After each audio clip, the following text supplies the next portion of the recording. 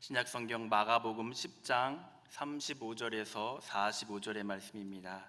신약성경 72면에 있습니다. 제가 봉독하겠습니다. 세베대의 아들 야고보와 요한이 주께 나와 여짜오되 선생님이여 무엇이든지 우리가 구하는 바를 우리에게 하여 주시기를 원하옵나이다. 이르시되 너희에게 무엇을 하여 주기를 원하느냐? 여짜오되 주의 영광 중에서 우리를 하나는 주의 우편에 하나는 좌편에 앉게 하여 주옵소서. 예수께서 이르시되 너희는 너희가 구하는 것을 알지 못하는도다. 내가 마시는 잔을 너희가 마실 수 있으며 내가 받는 세례를 너희가 받을 수 있느냐?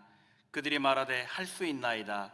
예수께서 이르시되 너희는 내가 마시는 잔을 마시며 내가 받는 세례를 받으려니와 내 좌우편에 앉는 것은 내가 줄 것이 아니라 누구를 위하여 준비되었든지 그들이 얻을 것이니라.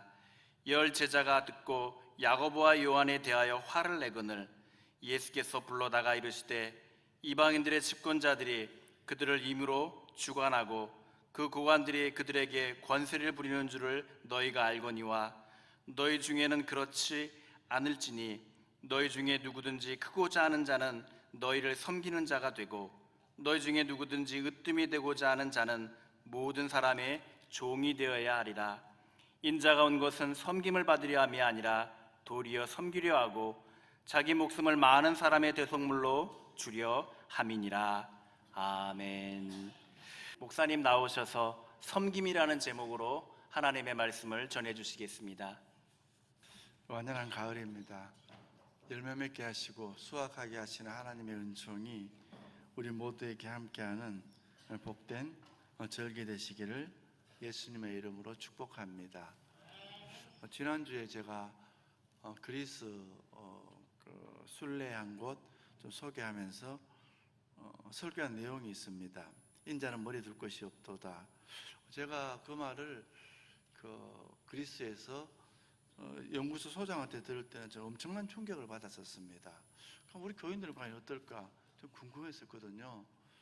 근데 이제 예배 마치고 바로 우리 정강중 장로님이 저한테 제가 딴 생각을 먹다가도 오늘 말씀을 생각하면은 제가 딴 길로 딴 생각으로 나갈 수가 없겠습니다라고 말을 하는 거예요. 이 양반도 충격을 받았구나. 충격을 받는 게 사실입니다. 그리고 또 이제 저희 설교 방송을 듣는 한 권사님이 제 아내를 통해서 문자를 하나 보내왔어요. 문자 한번 보여주실래요? 잘 안 보이실 것 같아요. 제가 한번 읽어볼게요.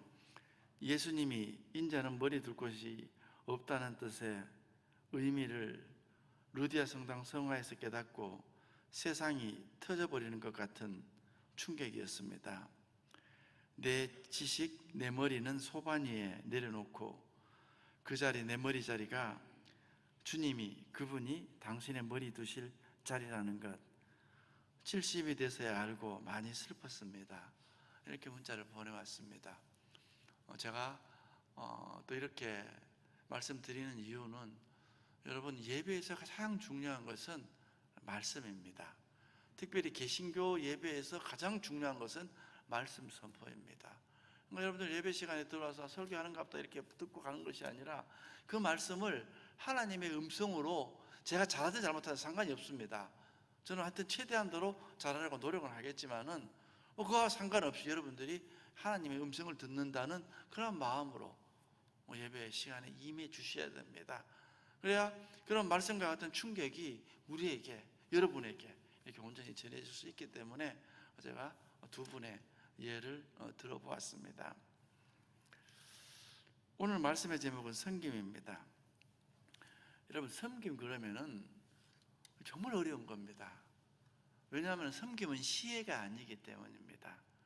여러분, 시혜라는 것은 있는 사람이 없는 사람에게, 힘 있는 사람이 힘 없는 사람에게, 윗사람이 아랫사람들에게 베푸는 자비 같은 그러한 것입니다만은 섬김은 그게 아니라 내가 상대방보다 더 낮아져서 그 사람을 윗사람으로 그렇게 대접하는 것, 윗사람처럼 섬기는 것, 그것을 섬김이라고 하는 것입니다. 섬김은 기독교인들의 전문 용어처럼 되었습니다. 제가 생각해 보았습니다. 제가 영신교회에 와서 섬김의 역할을 잘 감당해야 되는데, 제가 요즘 근래 생각을 해보면은 제가 섬기는 것이 아니라 우리 교우들이 오히려 저를 참 잘 섬겨주시는 것 같아서 죄송스럽고 감사하고 그랬습니다. 진짜 여러분들에게 감사를 드립니다. 섬김, 우리가 맨정신으로는 불가능합니다. 우리 시에도 잘 못하는데 어떻게 섬길 수가 있겠습니까? 그러니까 예수님께서 나는 섬김을 받으려면 아니라 섬기려 하고 자신의 목숨을 많은 사람이 대속물로 주려 왔다고 이렇게 말씀하실 때, 그 말씀을 들으면 우리가 뒤집어져야 됩니다. 그 말씀을 우리는 너무 태연하게 듣고 있습니다. 그게 보통 말이 아니거든요. 목사이자 심리학자인 로버트 렌달이라는 사람이 쓴 사람들은 교회로부터 무엇을 원하는가라는 얇은 책이 있습니다. 그 목사가 그의 심리학 전공을 10분 살려 교인들의 심리를 예리하게 분석합니다. 그는 그 책에서 주장하기를 현대인들은 이해받고 싶은 욕구, 소속되고 싶은 욕구, 의미와 희망을 찾고 싶은 욕구, 돌봄받고 싶은 욕구가 있으며, 교회가 이런 욕구를 채워줄 때에 사람들은 기꺼이 교회로 발걸음을 옮긴다라고 주장합니다. 여러분, 이 책의 주장이 여러분들에게는 어떻게 들립니까? 언뜻 들으면 틀린 것 하나 없는 구구절절이 맞는 말입니다. 아니, 깊이 생각해 보아도 뭐가 잘못되었는지 전혀 모르겠다 여길 수 있습니다. 그렇게 들리는 이유는 이 주장이 우리에게 너무나 익숙한 사고방식이기 때문입니다. 매년 숱하게 쏟아져 나오는 그만한 목회 지침서 중 하나인 이 책의 주장은 우리가 몸담고 살아가는 이 자본주의 사회의 전형적인 사고방식입니다. 소비사회라 불리는 현대 자본주의 사회는 소비자, 고객을 왕으로 대접하는 곳입니다. 고객은 모든 것의 중심입니다. 고객이 생각하고 바라고 욕망하는 바를 가장 잘 이해하는 회사가 성공하고, 그것을 가장 잘 이해하는 정치인이 지도자가 됩니다.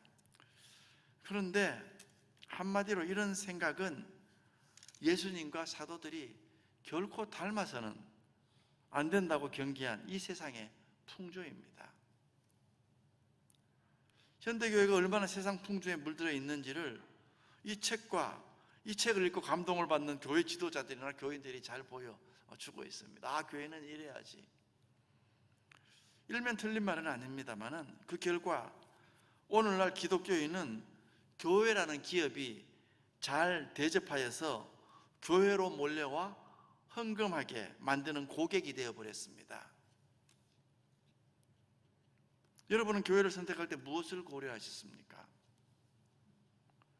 보통 사람들은 영적인 필요를 예배로 채웁니다. 자녀 교육의 필요를 교육부 프로그램으로 채웁니다. 이런 필요가 충족되지 않았을 때 불만이 터져 나옵니다. 이 교회는 왜 이렇게 차가워? 이 새 교인에게 관심이 없어. 예배는 왜 이렇게 지루해? 교육부는 왜 이렇게 마음에 들지 않는 거야? 여러분, 이런 익숙한 비판이 사회 기업에서 하는 비판과 전혀 다르지 않습니다. 왜 이 식당 음식 맛이 이래? 이 가게는 왜 이렇게 더운 거야? 이 학교는 아이들 교육을 왜 이렇게 시키지? 대접을 온전히 받기 위해 식당과 가게, 학교를 찾는 고객의 자세들입니다. 대접을 받고 필요를 채우려는 마음으로 교회를 찾는 세태야말로 예수님이 제자들에게 엄하게 경계하셨던 모습입니다. 예수님은 왜 이런 세태를 경계하셨습니까? 성도는 어떤 마음을 가져야 합니까? 오늘 본문은 제자들의 다툼으로 시작됩니다. 야고보와 요한 형제는 예수님을 따로 찾아와 예수님이 왕이 되시면은 자기들에게 총리 자리, 장관 자리를 주십사 하고 부탁을 했습니다. 이들은 야고보와 요한은 12제자 중에서도 가장 일찍 부름받은 제자 중 하나고, 두 명이고, 또 그 어머니가 예수님 일행을 극진히 대접해 왔기 때문에 그럴 만한 자격이 있다고 여겼던 것입니다. 이 사실을 들은 나머지 10제자가 화가 났습니다. 선수를 빼앗겼던 것이 분했습니다. 그들은 아마 공평하게 경쟁해서 총리와 장관직을 차지해야 하는데 이 두 사람이 편법, 술수를 썼다고 생각했던 것입니다. 자, 이 두 제자와 나머지 10제자 사이의 갈등의 근본적인 원인이 무엇입니까? 모두의 마음에, 이 12제자의 마음에 예수님을 따라다닌 대가로 높은 지위를 얻으려는 욕망이 자리 잡고 있었던 것입니다. 세상 모든 다툼은 바로 이 욕망에서 시작됩니다. 여러분, 교회에서도 마찬가지입니다.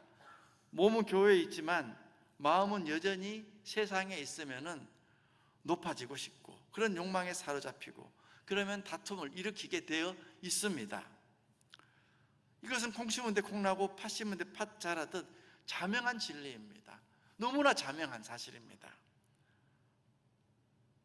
주님은 앞으로 주님이 왕이 되시면 서로 자기들이 큰 자리 차지하겠다고 으르렁거리는, 그리고 다투는 제자들에게 말씀하십니다. 42절에서 44절입니다. 제가 읽으면은, 이방인의 집권자들이 그들을 임으로 주관하고 그 고관들이 그들에게 권세를 부리는 줄 너희가 알거니와 너희 중에는 그렇지 않을지니 너희 중에 누구든지 크고자 하는 자는 너희를 섬기는 자가 되고 너희 중에 누구든지 으뜸이 되고자 하는 자는 모든 사람의 종이 되어야 하리라. 자, 교회가 예수님께서 말씀하신 이런 곳이다 라고 생각하는 사람 여기에서 한 사람도 없을 것입니다. 그런 곳이 또한 한 군데도 없기도 한 것도 사실입니다. 너희는 세상과 같아서는 안 된다. 세상이 아닌 하나님의 나라에서 크고 으뜸이 되기를 바라라. 그러기 위해서는 세상에서는 섬기는 자가 되고 종, 노예가 되어야 한다. 여러분, 이 말을 우리는 그냥 편하게 듣습니다. 여러분이 노예가 되어야 된다는 것입니다. 으뜸이 되고자 한다면 모든 사람의 종이 되어야 된다. 노예가 되어야 된다. 그런데 우리 교회는 유독스럽게 70이 되기 전에 먼저 은퇴하겠다는 사람들이 참 많은 교회이기도 합니다. 어떻게 그런 분위기가 이 교회에 자리 잡았는지 저는 이해가 되지 않습니다. 한국 교회는 특별한 몇 개의 교회를 빼놓고는 이 고령자가 오히려 압도적으로 많은 그런 구조가 되어버렸습니다. 이미 그렇게 되어버렸습니다. 그러니까 형식적인 은퇴는 이때, 일은 계속해야 되는 그러한 상황이 되어버렸습니다. 여러분, 저도 이번에 정책당회 때 은퇴하겠다 이런 말들 이제 법으로 막아버릴 겁니다. 여러분은 은퇴하시는 건 은퇴하시는 거고 일은 계속 하셔야 되는 것입니다. 뭐 어떻게 빨리 은퇴하고 일을 하지 않는다, 이런 게 도대체 어디서 나오는지 모르겠어요.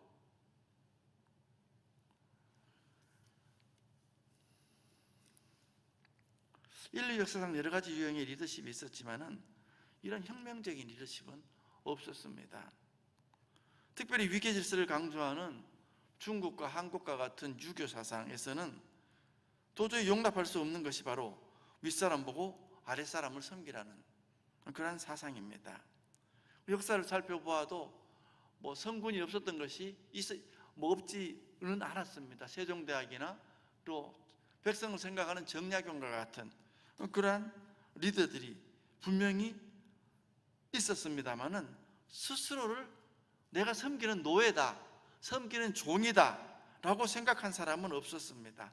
오직 예수님만이 이런 고정관념을 뒤집는 혁명적인 사상의 유일한 근원이십니다. 이렇게 제사 공동체는, 교회는 세상과 다른 가치를 쫓으며 살아야 한다는 것입니다. 교회에서 우리가 그렇게 살아야 한다는 말씀입니다. 하지만 우리의 본성이 악하고 어리석은데 어떻게 이렇게 살 수 있는가? 성경에는 유일한 길을 하나 제시합니다. 예수를 바라보라는 것입니다. 45절, 인자가 온 것은 섬김을 받으려 함이 아니라 도리어 섬기려 하고 자기 목숨을 많은 사람의 대속물로 주려 함이니라. 예수님께서 이렇게 말했는데 예수님을 쫓는다는 그리스도인이 이렇게 살아야 되지 않느냐?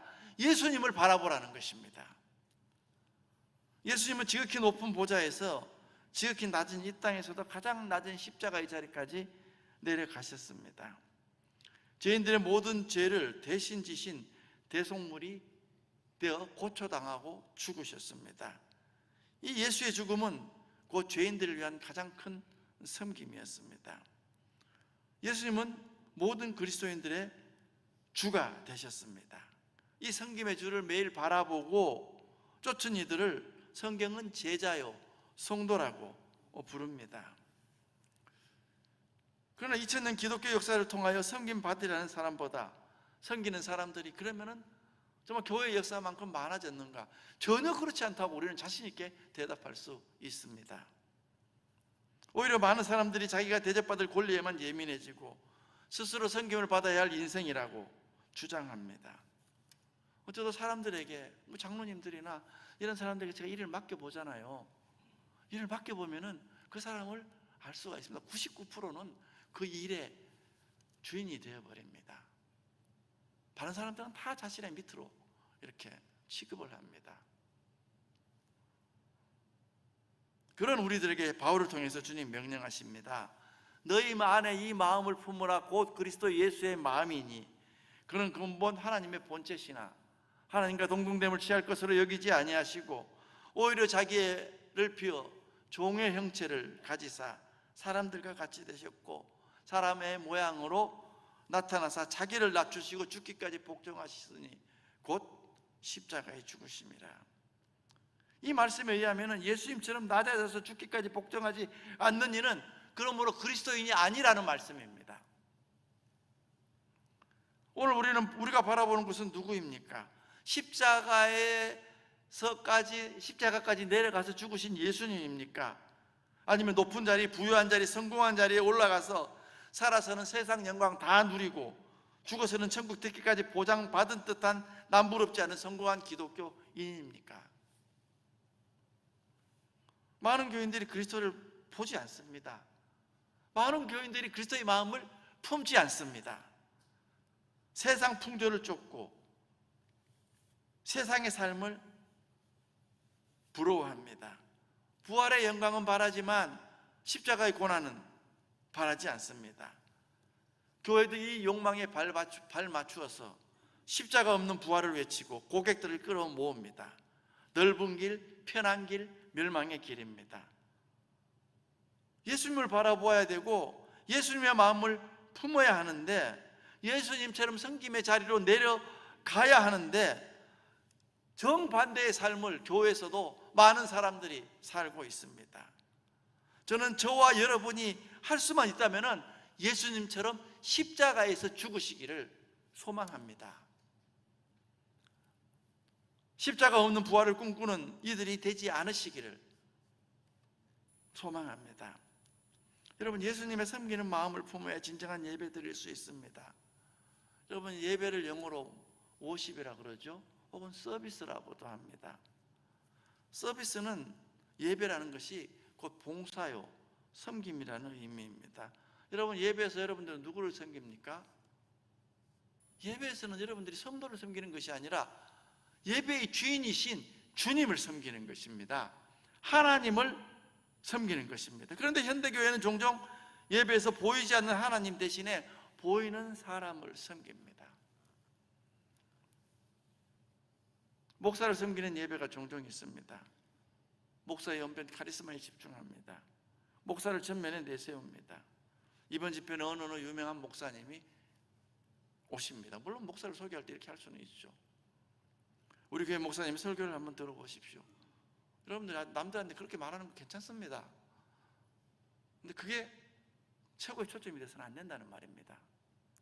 우리 목사님 이런 치유 은사, 저런 예언 은사, 이런저런 일에 탁월합니다라고 광평가하며 교인들을 끌어모읍니다. 집회가 끝나면 목사가 박수를 받습니다. 영광을 누립니다. 누가 서비스를 받았습니까? 목사가 서비스를 받았습니다. 영광을 받았습니다. 반면 교인들을 섬기는 예배가 종종 있습니다. 목사는 교인들이 듣기 불편한 죄와 심판과 경고는 다 발라내버립니다. 듣고 싶은 위로와 거짓 희망과 축복의 메시지를 듬뿍 뿌려넣습니다. 교인들도 편안한 마음으로 기대에 앉아서는 설교를 듣습니다. 설교를 품평합니다. 목사님 오늘 은혜 있었습니다. 오늘은 좀 아니었네요. 솔직히 헌금 낸 게 아까웠습니다. 에어컨이 왜 이렇게 약해요? 오늘 간식은 이런 게 아닌데 우리 교회는 왜 다른 교회처럼 이런 서비스 하지 않습니까? 저쪽 교회는 하던데. 자, 여러분, 이 예배에서 누가 서비스를 받았습니까? 교인이 서비스를 받는 것입니다. 모든 사람을 섬기는 서비스요, 예수님이 말씀하신 영과 진리로 드리는 예배 서비스가 아닙니다. 참 예배는 오직 하나님을 섬기는 자리입니다. 목사도 하나님의 종이요, 교인도 하나님을 섬기는 자들입니다. 섬기는 자들이 어떻게 편하게만 앉아서 자신이 좋은 것을 누리기를 원하며 자기 원대로 듣고 싶고 자기 원대로 말하고 싶고 자기 원대로 대접받고 싶어 한단 말입니까? 목사도 교인도 전심으로 하나님을 서비스하려고 이 자리에 모여야 마땅합니다. 하나님의 말씀을 바르게 전했는가? 두렵고 떨리는 마음으로 내가 하나님의 말씀을 선포하고 하나님의 말씀 앞에 응답하고 순종하는가? 여러분, 이렇게 여러분들 두렵고 떨리는 마음으로 말씀을 받아야 합니다.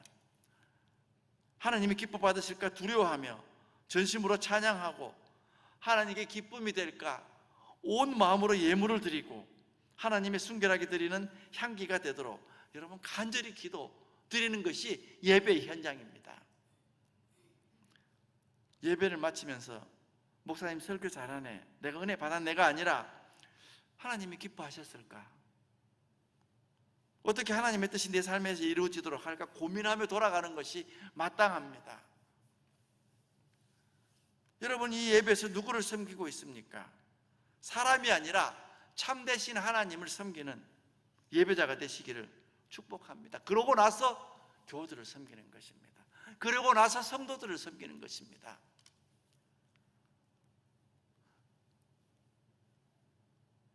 교회는 섬기는 이들의 공동체입니다. 그러나 현실은 모든 이들이 섬김의 자리로 나오지 못합니다. 왜 그렇습니까? 이 진리를 모르는 자들도 많고 사람들이 믿음이 약하기 때문입니다. 그래서 사도 바울은 이렇게 권합니다. 믿음이 강한 사람들이 믿음이 약한 사람들을 섬기는 것이 마땅하니라. 그러니까 장로가 평신도를 섬겨야 된다는 것입니다. 목사가 집사를 섬겨야 된다는 것입니다. 직분자가 그렇지 못한 자를 섬겨야 된다는 것입니다. 로마서 15장 1절, 믿음이 강한 우리는 마땅히 믿음이 약한 자의 약점을 담당하고 자기를 기쁘게 하지 아니할 것이라.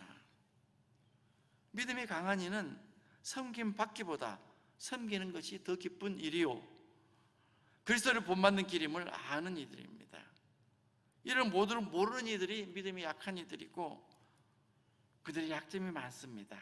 그들은 섬김을 받으려야 합니다. 높아지려야 합니다. 그래서 갈등이 생깁니다. 그 약점이 공동체의 짐이 되는 것입니다. 이 짐을 어떻게 풀어나가는가가 목회자와 교회 리더들의 숙제입니다. 마치 공동체는 배에 물이 들어오는 것과 같습니다. 여러분, 교회라는 공동체는 배에 막 물이 들어오는 것과 같습니다. 그런데도 배가 가라앉지 않습니다. 왜냐하면 물을 퍼내는 사람들이 더 많기 때문입니다. 무엇이 물을 퍼내는 섬김입니까? 교회에 여러 가지 섬김이 있습니다. 육체적인 섬김입니다. 내가 몸으로 헌신하는 것입니다. 여러 부서에서 봉사합니다. 헌금합니다. 수고마다 하지 않습니다. 세상 어느 조직을 가든 여러분 파레토의 법칙이라고 들어봤을 것입니다. 대개 2080의 법칙이 지배합니다. 20%의 고객이 80%의 매출을 올리고 20%의 직원이 80%의 수익을 냅니다. 교회도 마찬가지입니다. 20%의 성도가 50%의 봉사와 헌금을 책임집니다. 여러분 그렇게 생각할 수도 있습니다. 그래서 왜 내가 20%에 속해서 손해를 봐야 해? 이렇게 생각하시는 분들이 있다면 여러분 오해하지 마시기 바랍니다. 그렇게 생각하고 계시는 분이 있다면 20%가 아니라 80%에 속한 분들입니다. 20%에 속한 이들은 대개 그렇게 원망하지 않습니다. 자, 육체적 섬김이 있다면 정서적 섬김이 있습니다. 믿음이 약한 자는 끊임없이 비난하고 원망하고 불평합니다. 갈등을 일으킵니다. 믿음이 강한 이들은 그들의 비난과 원망을 인내하고 용납하고 용서하고 긍휼히 여기면서 그들을 섬깁니다. 성령의 열매는 오직 사랑과 희락과 화평과 오래 참음과 자비와 양선과 온유와 절제니. 여러분들 이것에서 부룩부룩 나오는 게 뭐가 있겠습니까? 전부 다 밑에서 받쳐주는 것들입니다. 평화를 이루며 인내하며 자비롭게 여기며 온유하며 마음을 절제하는 모든 것이 정서적 섬김입니다. 이게 강한 자의 사명입니다. 영적 섬김이 있습니다. 여러분, 집에서도 아이들은 어지르고 어른들은 치웁니다. 아이들은 먹고 어른들은 먹입니다. 아이들은 떼쓰고 어른들은 달랩니다. 교회에서도 믿음이 약한 자들이 일으키는 문제를 성령이 역사하도록 기도와 말씀으로 섬기는 어른들이 필요합니다. 그들의 눈물의 기도, 말씀의 순종, 성령님께 순종하는 것이 영적 섬김입니다. 우리 주님도 죽기까지 순종하심으로 하나님을 섬기셨는데 그 제자 되겠다는 우리가 이런 섬김, 이런 희생, 이런 수고도 하지 않으면서 어찌 주님을 감히 따른다고 하겠습니까? 감사한 것은 우리 교회는 그래도 지금은 다툼이 없는 교회입니다. 제가 절처에 왔을 때 여러분들은 좀 아실런가 모르겠는데 심심하면 큰 소리 났습니다. 식당에서 큰 소리 나고 저 앞에서 큰 소리 나고 이게 그런 것이 완전히 없어졌잖아요. 어쨌든 형식적으로는 감사합니다.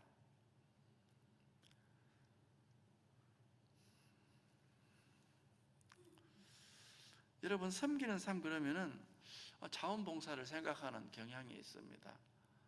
봉사, 이거 받들어 섬기는 것이기 때문에 그건 봉사도 섬김의 한 형태라 할 수 있겠지만은, 그러나 그것은 말 그대로 자원봉사입니다. 내가 원해서, 내가 좋아서 한다는 말입니다. 그러나 기독교의 섬김의 삶은 자원하는 마음이 있건 없건 실천해야 하는 것입니다. 섬김의 삶은 선택하는 것이 아니라 이미 형성되고 주어진 이 관계 속에서 실천해야 하는 삶입니다. 그러니까 섬김의 삶은 그리스도인의 존재 방식입니다. 여러분들은 섬김을 받으러 교회에 오고 계십니까? 아니면 섬기러 교회에 오십니까? 우리 주님, 저는 죽기까지 순종하여 하나님의 교회를 섬기는 참 그리스도인이 되어야 하지 않겠습니까? 제가 그리스에서 주일을 2번 보냈습니다. 첫 번째 주일은 다른 한 목사님이 예배를 인도했고, 2번째 주일은 제가 예배를 인도했습니다. 근데 첫 번째 주일날 예배를 인도한 분이 성경 구절을 읽고 그 다음에 복음성가를 하나 하고, 또 이제 대중가요 같은 것을 하나 하고 축도로 예배를 마치는 거예요. 근데 그때 그 목사님이 불렀던 노래가 신배승이라는 시인이 쓴 시라는 것을 여기서 막 찾아보고 알았습니다. 그것을 노래를 붙여서, 음을 붙여서 장사익이라는 가수가 노래로 만들었습니다. 그 시 한번 제가 한번 소개하겠습니다. 나 무엇이 될까 하니. 제가 너무 노래가 특별해가지고 제가 한번 소개합니다. 나 무엇이 될까 하니 그리운 그대 꿈속까지 찾아가, 사랑하는 그대 귀 씻어주는 빛 고운 솔바람 소리. 나 무엇이 될까 하니 그리운 그대 꿈속까지 찾아가, 사랑하는 그대 손 씻어주는 맑은 물소리. 이게 시의 내용입니다. 사랑하는 그대가 누군지는 모르지만서도 그게 내 아내가 될 수 있고, 내 남편이 될 수 있고, 우리 교우가 될 수도 있고, 저같이 제 머릿속에는 지금 저희 어머님이 항상 있는데 저희 어머님이 될 수도 있고, 이렇게 생각을 하면서, 그래, 내가 그 사람들에게 빛 고운 솔방울 소리, 그게 어떤 소리인지 잘은 모르겠지만서도 그렇게 되어야 되겠다. 그래, 내가 내 사랑하는 사람들에게 그 손 씻어주는 맑은 물소리 같은 그런 소리가 되어야 되겠다 라는 의미로 그 예배를, 그 노래를 끝으로 맺은 것 같아요. 그래서 저도 이 시를 한번 그렇게 노래를 한번 해보도록 하겠습니다. 원래 노래는 훨씬 더 느린데 여러분들 지루할까봐 제가 조금 빨리 할게요. 나 무엇이 될까 하니 그리운 그대 꿈속까지 찾아가, 사랑하는 그대 귀 씻어주는 빛 고운 솔바람 소리. 나 무엇이 될까 하니 그리운 그대 꿈속까지 꿈속까지 찾아가 사랑하는 그대 손 씻어주는 맑은 물소리 나 무엇이 될까 하니 그리운 그대 꿈속까지 찾아가 사랑하는 그대 손 씻어주는 맑은 물소리 맑은 물소리. 제가 너무나 이 노래에 이 시에 자극을 받아서 제가 와서 막 찾아보고 노래도 찾아보고 그렇게 했습니다. 제가 마지막에 이 노래를 부른 것은, 이 시를 이렇게 읊은 것은 이제 추석 연휴입니다. 우리 말로는 섬김 그러지만은 예수님을 바라보면 섬김이 우리 삶 속에 나온다 그러지만은 그것도 못할 것 같아요. 우리는 그럴 수도 없을 것 같아요. 그래서 차라리 섬기십시오 이렇게 불가능을 여러분들한테 요구하는 것이 아니라 이번 연휴 때 오고 가는 많은 자녀들 또 부모님들 만났을 때 이 시처럼 시인처럼 귀 씻어주는 빛고운 솔방울 소리 같은 사람이 되자. 사랑하는 사람 귀 깨끗하게 해주는 맑은 물소리는 우리가 할 수 있지 않느냐 라는 생각에서 이 시를 결론으로 이렇게 여러분들에게 불러보았습니다. 그런 추석 연휴 되시기를 예수님의 이름으로 축복합니다. 기도하겠습니다. 하나님, 기독교인의 존재 방식이 섬김이라고 하는데 사실 저희들 섬기지 못합니다. 섬길 수가 없습니다. 그러니 수준을 많이 낮추어서 귀 씻어주는 사람, 손 씻어주는 맑은 물소리 같은 역할은 우리가 감당할 수 있는 줄로 믿습니다.